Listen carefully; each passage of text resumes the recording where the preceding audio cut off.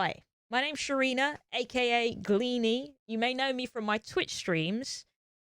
This video is about how I applied my 3 years training at drama school and my 11 years working as a professional actor to become a better streamer. So, number one. So professional, I did notes. Number one. What I learned from acting in the first year is acting is reacting, if that makes sense. So to explain this further, it's not all about you, okay? It's about the other person that's in the scene. Your focus is with the other person, not you. So there's you, there's the other person, and there's the space that you inhabit. So you're constantly thinking about how you're affecting the other person. What do you need from the other person in the scene? What can the other person give you or help you to get to where you want to go? And these are some of the fundamentals of acting that they teach you day one. That it's not about you, son. So how have I applied that to streaming? I try and make my streams not about me, but how I'm affecting the other people in chat. So really my streams are about the people in chat, about the people that I'm engaging with. So I understand that that can be difficult if you've got 2 people in chat and no one's chatting. That's when you gotta start making up shit and imagining people or just chatting to yourself, which is weird. And hey, we've all been there because we all started zero. We've all been there. The only thing I could suggest to get more people is to do some content on YouTube or better discoverable channels. Also reach out to your community, your friends, your family, and make sure that they're tuning in to chat and talk with you. But in the beginning, it's rough because you need to be ready. You need to be ready for the viewer that stumbles across your channel and starts chatting in the chat. You've got less than 30 seconds to make an impression. And the way I do it is I make it about them. It's not about me. It's about them. One of the things that I learned from acting that I've applied to my Twitch stream. That's number one. Number two, vocal warm-ups. This comes again to you've got 30 seconds to make an impression, just like you have very little time to make an impression in an audition. If you are not on voice, if you're not taking care of your instrument, it is very clear. It is very clear to the listeners. In fact, it is, I would like to say, about 70% vocal, what they hear, and 30% visual. So the audio is more important. That's another reason why your audio should be on point, okay? If it's not good audio, I switch off immediately over visuals. If the audio's terrible, I'm gone. If the visuals are terrible, I might hang around for 5 minutes, then I'm gone. If it's both, forget it. But yeah, audio is super important. And your voice is your instrument, so you need to take care of it. If you want to do streaming for the foreseeable future, you need to take care of your instrument. So I do vocal warm-ups before the start of my streams to make sure I'm ready, to make sure I'm on voice, ready to engage for my chat for a long period of time. I'm also hoping to do a video with vocal warm-ups in it, the ones that I do before my streams. So it'll be called Vocal Warm-Ups with Gleaney, and that is coming very soon. Number 3, improv. I learned improv at my drama school. I learned improv in life. Obviously, it's a skill that you develop over time as a streamer because you have to improvise. You have to think on your feet. Things will happen. Things will break. Things will not break. Chat will do something. They'll chat. Something will come up. You need to be able to riff off them. You need to be able to have banter with them. And that makes an entertaining and engaging stream. I'm sorry. So if that's something that you're not good at or you want to get better at, may I suggest improv comedy books, improv comedy courses, improv with your friends. You can get together in a group, do some improv, make up some shit. There's some exercises and games that you can play that help with improv as well. But yeah, you should be able to riff off what chat give you. It's an important skill, particularly if you want to be an entertaining streamer. Like, if your stream is predominantly educational, you could argue that you don't need as much improv, but still, I feel like nowadays every streamer's got to be everything. They got to be everything and more. Number three. Wow, we're rocking through these. Right, number 3 is camera setup. We learnt this at drama school. And obviously working in film, I know that this is a mid shot. It's a mid close shot. I know if it's up here, it's a close up. I know if it's super far away, it's a wide. Like, these are just like camera terminologies that are useful to know. I mean, you don't need to know them, but they're useful to know. Also, I know where I am in the frame. I know that if I'm the focus, that I should be in the center of the frame. Or, you could do the rule of thirds where you could be to the side of the frame, down that line. You could play with it. You've got streamers that do it from the side as well. That's fine, as long as you're the dominant thing in the space. I've been through some streams where they've got, like, a big picture, and then them on the other side, and you're just like, well, who's the focus in this shot? I'm very confused. But, it's, like, people break the rules as well. Like, you don't have to stick to them stringently if you want to be unique, but our eyes are trained to understand, like, the shot that I have now is a common shot. Like, if you see it on TV, we see it in film, your eyes should be in the top third, along the top third of the screen. It's where your eye line should be. The rest should be in the frame. You should be in the center if you're the dominant part. You can have stuff in the background, that's fine. But if you've got something massive next to you, or if you're, like, right at the edge, I mean, or if you're, like, way down here, you've got all this negative space around you. It just doesn't look good.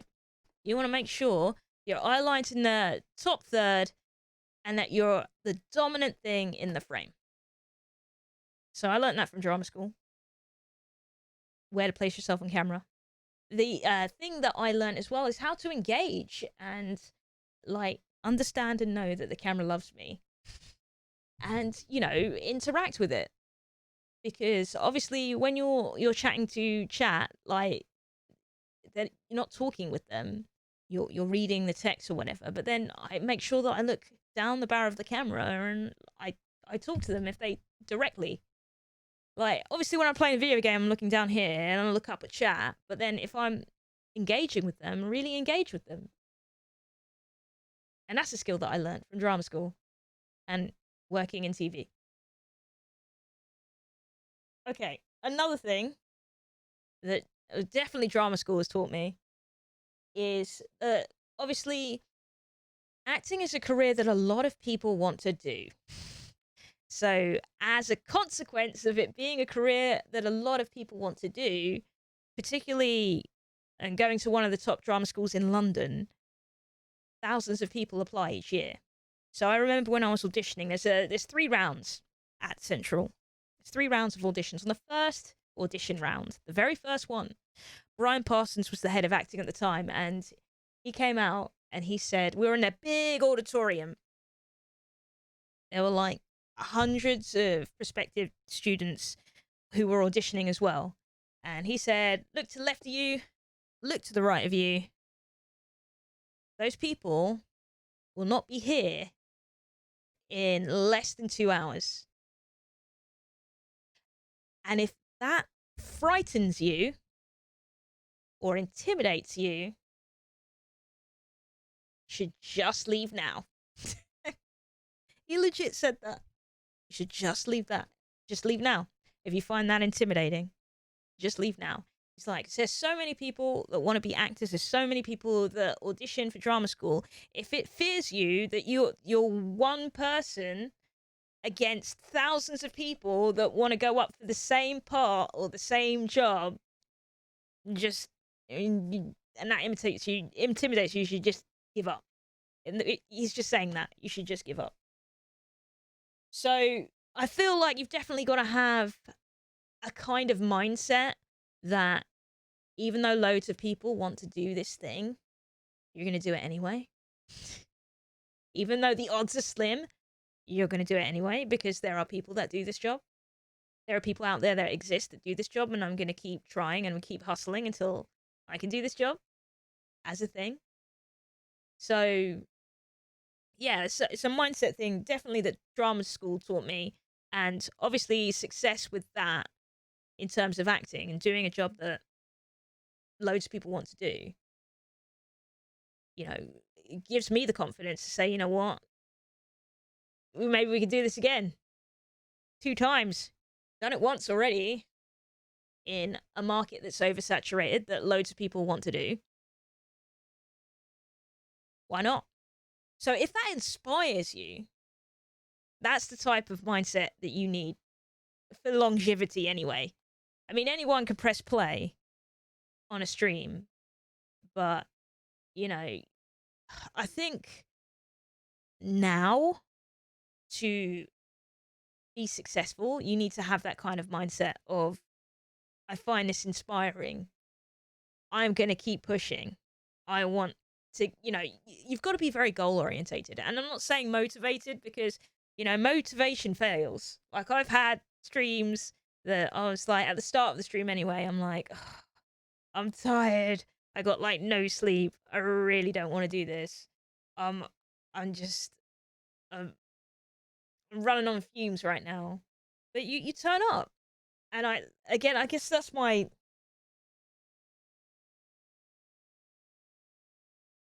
6th point. Number 6. We're at 6 now. Oh my gosh, 6. Is discipline and resilience. So drama school and acting taught me discipline. Like, I've been rejected, well, I want to say thousands of times, probably hundreds, if we're being honest, hundreds of times from auditions, and you still turn up to the next audition, and you go through this wonderful dance again, and then you get rejected again, and then you turn up to the next audition and you get rejected again. You get told no hundreds and hundreds more times than you get told yes. But it is, what I like to hold on to is that it is a mathematical certainty. It is a mathematical certainty that eventually you'll get a yes. Eventually you'll get the yes. Particularly with auditions. So, I turn up. I'm professional. I read scripts. If I'm given a script, I prepare the character. I get there early. I turn up. When I get the job, oh boy. Like, I'd say that the audition's like the weak end of my game, but if I get the job, damn, I'm good. It's like my tagline that I say at auditions. I'm just like, hey, I may not be the best auditioner. You get me in the rehearsal room, I'm pretty damn good. And then that comes from discipline and resilience and going the extra mile. You've got to, okay? Thousands of people want to do this. What sets you apart? What makes you unique other than you? What makes you unique? Go the further mile. Further yourself. Become better. If there's something you're not good at, get better at it. If there's something that you feel you could get guidance from, tutorials, online courses, do it if you can. Because at the end of the day, it is no longer acceptable. It is no longer acceptable to just press play and play video games. You could do that. And there is an audience out there for that. But if you want to grow, if you want to do this as a job, if you want to do this as a living, as a content creator, not do anything else, you need to go further. You need to go that extra mile. Because everyone's out there that's got a computer that can press play and play video games. So, drama school taught me resilience. So we're just going to run through these again real quick. So, what I learned from acting is that acting is reacting. It's not about you. It's about the chat. Engage with your chat. Talk to your chat. Don't be ignoring chat. Freaking hate that. I've been in people's chats like a good 10 minutes, not been acknowledged, and I just want to throw my phone and never come back. You've only got 30 seconds. New viewer, and I'm not saying like all viewers are, You just need every viewer that comes in. But it's an opportunity to break the ice with someone, chat with them, and they might become the most loyal viewer of all time, or they might just be a really cool person that you got to meet that day. Or they could help you out. That's happened so many times. Viewers in my chat that help me out, they're like, "Oh, hey Gleaney, do you know you could do this thing?" And I'm like, "No, I didn't know that." Awesome. So yeah, engage with your chat. Acting's reacting. It's not about you. I'd say it's about 10% you, 90% your chat. Camera setup. I learned how to set up a camera, set up a shot. Vocal warm-ups. Do them. There's going to be a video probably tomorrow, if it's not out already. Do your vocal warm-up before you start streaming. Be on voice. Be ready. Be prepared. Ready to go. Ready to go. When you press that play button, be ready. And I don't mean in terms of like go to the toilet and all that other stuff, because I'm never on time with that stuff. I just mean like physically, vocally, be ready. Slim odds, but do it anyway. Yeah, loads of people want to do this, sure. But, you could be the one that does it for a living. And if you give up because that's intimidating, then, yeah, I don't know. Just because lots of people want to do it and it's oversaturated doesn't mean it's impossible, okay? We haven't got to that stage yet where it's impossible. It's very difficult. And you're going to have to use strategies, other platforms. You're going to have to create content. You're going to have to go through the mud, come out the other side. But it is possible. Gone are the days where you could just press play and play video games, okay? And people are like, oh, well, this streamer does nothing. They just sit there and play video games. They've earned the right to sit there and play video games.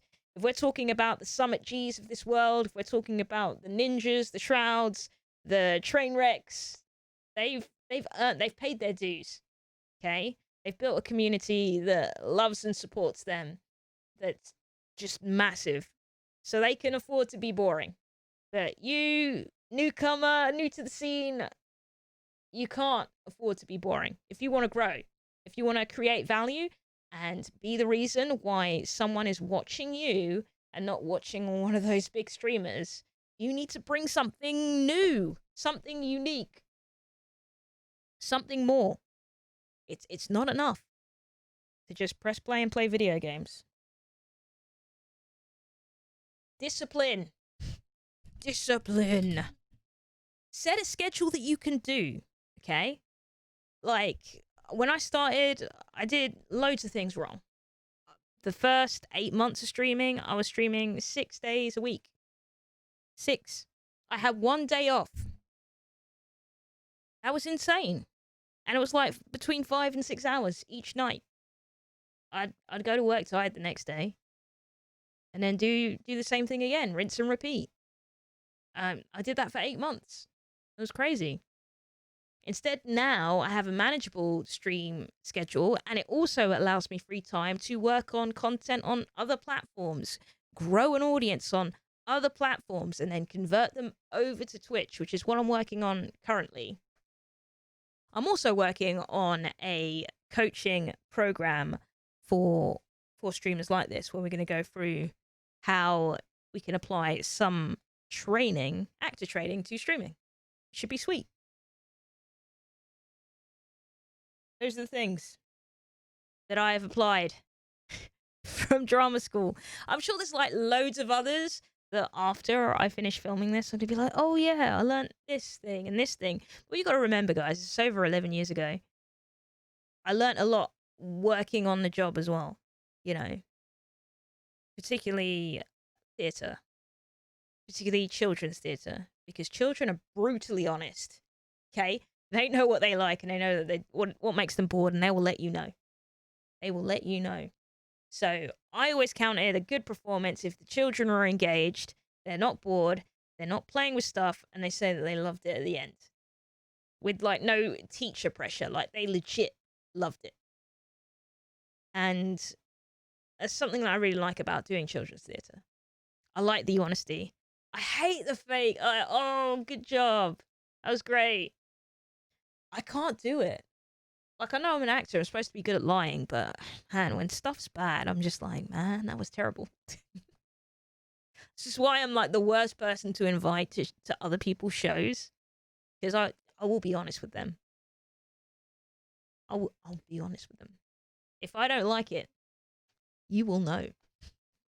On that note, I will see you over on my streamy streams every Wednesday, Thursday, Friday over on Twitch. And if I don't see you on my Twitch streams, come back to YouTube. We're going to do those vocal warm-ups. We've got loads more videos coming, loads more content, including our podcast Streamer Struggles. We've also got our vlog that we're doing at the moment. And we're going to continue this series with more tutorials, learning, educational videos about how you can apply certain training, the training that they have for actors, to Twitch streams. Okay, I'll see you soon. Peace.